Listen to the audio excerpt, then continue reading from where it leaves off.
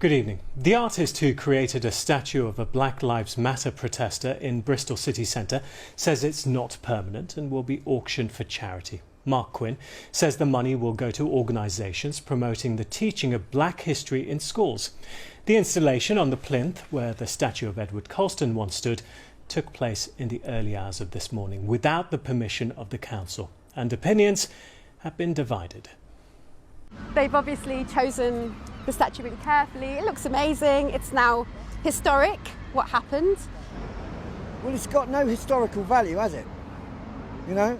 There's been such a long debate about it, which has just dragged on and on and on beyond what really should have, there should have been a resolution much earlier.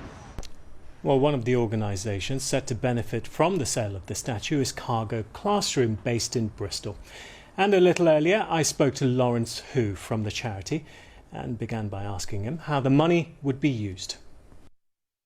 Any money that comes in currently, the money will be going towards the Cargo Classroom project, which at the moment is 15 lesson plans, key skills level 3, to look at putting a history together on the background of what people know as the transatlantic slave trade, 400 years, but it actually covers 5,000 years of history.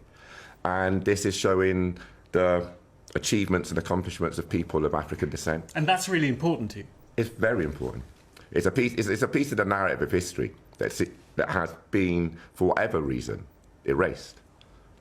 So we need to put it back, and then people will get a proper understanding and know the value of all people's contributions to humanity. Why do you feel that's important, then, to take that conversation forward? I think it's very important because as a young person growing up in this city with the history that was presented to me, it made me feel very uncomfortable and at points hate the city I was growing up with, which made me dysfunctional as a member of society. So I want to put something back so children like me don't have to grow up feeling that they don't belong or that their freedoms were given.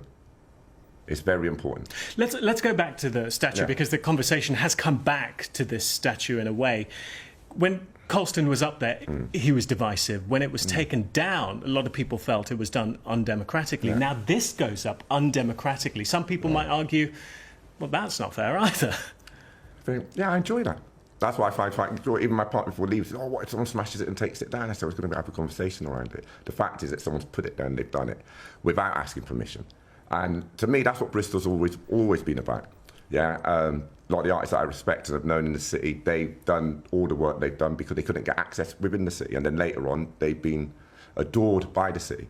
So it's quite funny. This to me is the exact spirit of what Bristol is.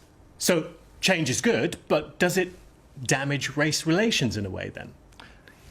I think for Bristol, change is often forced.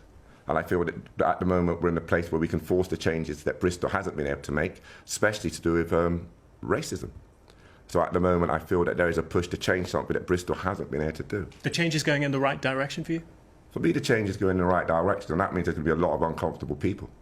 So that makes it kind of enjoy. I think we need to see a little bit of order come out of some chaos right now in Bristol. Lawrence, thank you. Yeah? All right, thank you.